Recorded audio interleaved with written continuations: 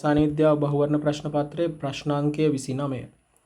පහ සඳහන් කුමන වගන්තිය බහු අවයවක පිළිබඳ වැරදි වේද? වැරදි එක තමයි අහන්නේ. බලමු.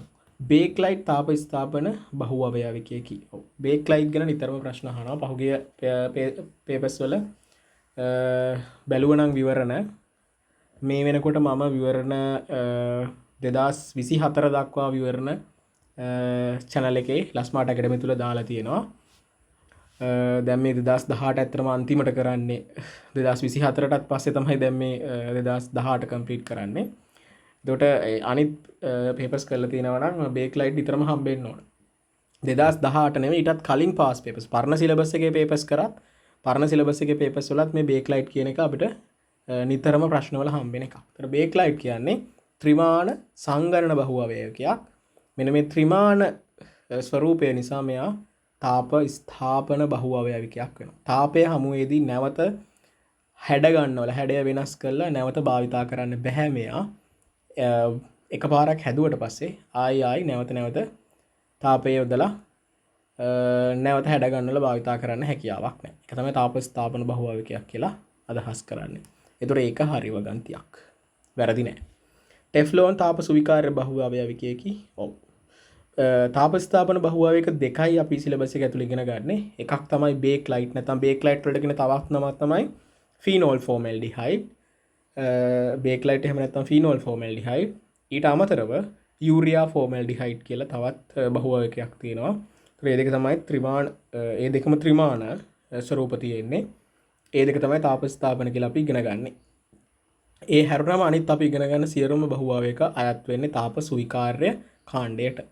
ටෙෆ්ලෝන් කියන්නේ තාප සුවිකාර්ය කාණ්ඩයේ එක්කෙනෙක් එක නිවැරදි. නමුත් ටෙෆ්ලෝන් වල විශේෂත්වයක් තියෙනවා. ටෙෆ්ලෝන් වල ෆ්ලෝරින් පරමාණු 4ක් අඩංගු වෙනවා. ටෙෆ්ලෝන් වල ඒකාවයවිකයේ බැලුවොත් එහෙම මෙන්න මේ ෆ්ලෝරින් කියන ඒවා නැත්නම් හැලජන කියන ඒවා ගින්නට ප්‍රතිරෝධී ඉහළ තාපයකට ඔරොත්තු දෙන්න හැකියාවක් තියෙනවා. ඒක නිසා ටෙෆ්ලෝන් සාමාන්‍යයෙන් අපි කියනවා සෙල්සියස් 2000 තරම් ඉහළ උෂ්ණත්ව වලට උණත් ඔරොත්තු දෙන බහු අවයවිකයක් කියලා. ටෙෆ්ලෝන් ගන්නවා non stick fan වල ආලේප කරන්න, ගිනි ආරක්ෂක ඇඳුම් හදන්න. right. එතකොට දෙක නිවැරදි වගන්තියක්. වැරදි එකක් නෙවෙයි.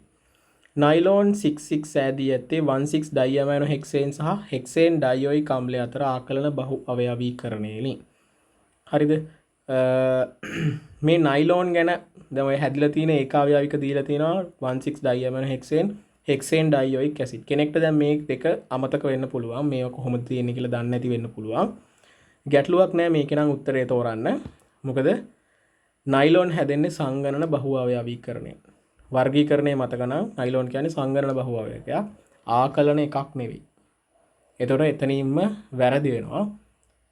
ව්‍යුහ ගැන දන්නේ නැති වුණත් උත්තරේ තෝරන්න පුළුවන් වර්ගීකරණය දන්නවනම් මේක උතර වැරදි වගන්තිය. ඒතකොට නයිලෝන් 66 කියන එකේ 16 ඩයිඇමයිනෝ හෙක්සේන්.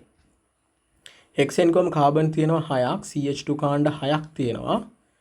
පළවෙනි කාබන්ට සහ 6 වෙනි කාබන්ට NH2 කාණ්ඩ තියෙනවා 2ක්. right 16 ඩයිඇමයිනෝ කියන්නේ ඒකයි. එයා ක්‍රියා කරන්නේ හෙක්සේන් ඩයොයික් ඇසිඩ් එක්ක. හෙක්සේන් කියන්නේ ආයි තියෙනවා කාබන් 6ක්. ඒකේ CH2 කාණ්ඩ 4කුයි COOH කාණ්ඩ 2ක් තමයි දෙපැත්තේ තියෙන්නේ. COOH කාණ්ඩ 2ක් තමයි දෙපැත්තේ තියෙන්නේ. දැන් කොහොමද මේකවල සංගණන ප්‍රතික්‍රියාව දක්වන්නේ? මෙන්න මේ මෙන්න මේ OH එකයි මෙන්න මේ NH එකේ H එකකුයි ඉවත් වෙලා යනවා ජල අණු විදියට. ගිහිල්ලා මෙතන හැදෙනවා බන්ධනයක් NH එකක් ඉතුරු වෙනවා. සීදීත්ව බන්ධනය O CH2 4යි right CO ඔන්න ඔය ආකාරයට O sorry O එක නැහැ. OH එක මයින් වෙනවනේ එහා පැත්තින් එන එක්කෙනත් එක්ක. right ආයි තව මේ පැත්තෙන් එන NH2 කාණ්ඩයක් එක OH එක අයින් වෙලා යනවා. එතන මේ පැත්තේ CH2 6යි NH ඔන්නම දිගට මාරුවෙන් මාරුවට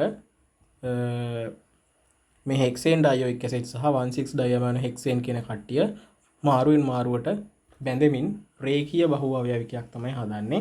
මේක ජල අණුවක් ඉවත් වෙමින් සිද්ධ වෙන නිසා සංගණන බහුව අවයවීකරණයට තමයි අයත් වෙන්නේ. හරි. එතකොට ඒක වැරදි වගන්තියක්. ඊළඟට කියන ටෙරිලීන් සෑදී ඇත්තේ එතිලීන් ග්ලයිකෝල් සහ ටෙරිතලික් අම්ලය අතර සංගණන බහුව අවයවීකරණයෙනි. එතිලීන් ග්ලයිකෝල් right. එතිලීන් ග්ලයිකෝල් කියන්නේ ව්‍යුහ දැනගන්න ඕන ඕගොල්ලෝ. අඳින්න අහන්නත් පුළුවන්. එතිලීන් ග්ලයිකෝල් කියන්නේ CH2 OH කාණ්ඩ දෙකක් තියෙන මෙන්න මේ ඇල්කොහොලය. right. එතිලීන් ග්ලයිකෝල්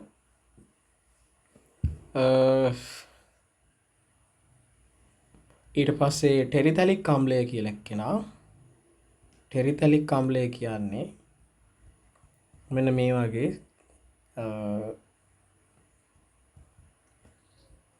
COOH කාණ්ඩ දෙකක් බැඳිලා තියෙන බෙන්සීන් කොටසක්. නැත්නම් ඩයිකාබොක්සිලික් අම්ලයක් කිව්වොත් වැරද්දක් නෑ. එතන මොකද වෙන්නේ? කාබොක්සිලික් කොටසයි ඇල්කොහොල කොටසයි ප්‍රතික්‍රියා කරලා සංගණන ප්‍රතික්‍රියාවක් වෙන්නවා. කියන්නේ ඇල්කොහොලේ H එකයි කාබොක්සිලික් එකේ OH එකයි ජල අණු විදියට ඉවත් වෙවි. මේගොල්ලෝ රේඛීයව තමයි බැඳෙන්නේ. දැන් මට මේ ඉඩ මදි නිසා දැන් මම මේ පහලට ඇන්දේ. රේඛීයව තමයි බැඳෙන්නේ. බැඳිලා බන්ධනයක් හදනවා. අර කලින් එකෙත් මට බන්ධනයේ වර්ගය කියන්න බැරි වුණා. මෙතන ඕගොල්ලන්ට පේනවා ඇති මේ හදලා තියෙන බන්ධන වර්ගය. මෙන්න මෙතන මේ හදලා තියෙන බන්ධන වර්ගය ඒමයිඩ බන්ධන. ඒ නිසා නයිලෝන් වලට අපි කියන පොලි ඒමයිඩ කියලා. නයිලෝන් අයත් වෙන්නේ පොලි ඒමයිඩ කාණ්ඩයට. ඒතර මෙතන හැදෙන්නේ එස්ටර් බන්ධනයක්. කාබොක්සිලික් අම්ලය ඇල්කොහොලේ අතර එස්ටර් බන්ධනයක් හැදෙන්නේ. පොලි එස්ටර් කියන කාණ්ඩයට තමයි එතකොට මේ කියන ටෙරිලීන් සහ ටෙරිලීන් කියන කෙනා අයත් වෙන්නේ. එතිලීන් ග්ලයිකෝල් සහ ටෙරිතලික් අම්ල එකතු වෙලා සංගණනයෙන් තමයි හැදෙන්නේ. ජල අණුවක් ඉවත් වෙනෝනේ සංගණන ක්‍රියාවලියක් වෙනවා. ඒක හරි.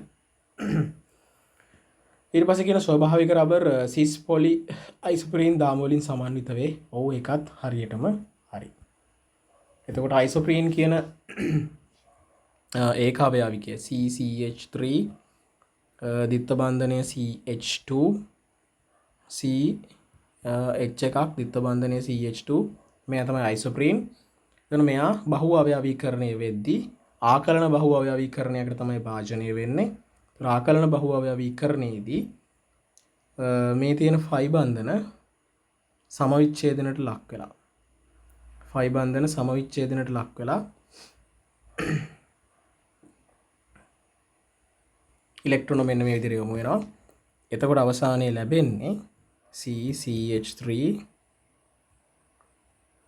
CH2 දිත්ත බන්ධනයක් බවට පත් වෙනවා. දෙන්නගේ ඉලෙක්ට්‍රෝන භාගේ ඇවිල්ලා එතන දිත්ත බන්ධනයක් හදනවා මැද H එක මේ පැත්තේ CH2 මේ විදියට CH2 කොටස එළියට එනවා. මෙහෙම කොටු වරහන දැම්ම මේකට බහුව අවයවික.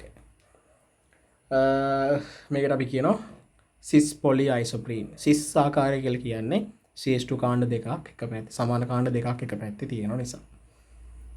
හරි. එතකොට වැරදි වගන්තිය උනේ අංක 3. මම හිතනවා ඔයගොල්ලන්ට පැහැදිලි ඇති කියලා. දැන් මේ කොටස මතක නැත්නම් තියරි කොටස බලන්න. මොකද මේකෙන් ප්‍රශ්නයක් අනිවාර්යයෙන්ම තියෙනවා. හැම අවුරුද්දෙම ප්‍රශ්නයක් තියෙනවා. එක්ක MCQ එකේ ප්‍රශ්නයක් එනවා නැත්නම් essay එකේ ප්‍රශ්නයක් එනවා. සමහර අවුරුදු වල MCQ එකේ essay එකේ දෙකේම අහලක් තියෙනවා එකම අවුරුද්දේ. ඒක නිසා බහුව වේ කොටස හොඳින් බලා ගන්න. අපි යමු ඊළඟ ප්‍රශ්නයට.